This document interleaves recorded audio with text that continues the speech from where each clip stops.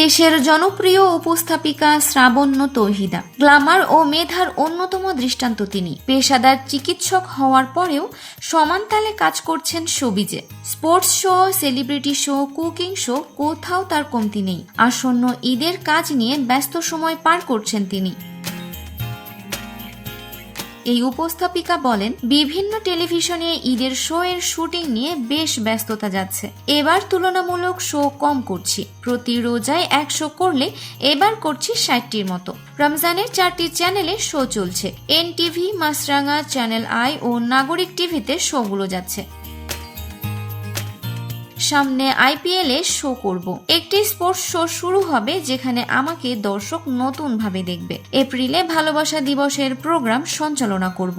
এছাড়াও অচিরেই নতুন একটি শো শুরু হবে। এরকম শো এর আগে দেশে হয়নি। শোটিতে চমক আছে। তিনি বলেন, কথায় আছে, কষ্ট করলে তার ফল পাবেই। সো ভিউয়ার্স, ভিডিওটি ভালো লাগলে লাইক, কমেন্ট, শেয়ার করে আমাদের সাথে থাকবেন। আর এখনও যারা চ্যানেলটি সাবস্ক্রাইব করেননি তারা অবশ্যই চ্যানেলটি সাবস্ক্রাইব করবেন। কথা এন্টারটেইনমেন্ট, আমি আরিফিন ফারা।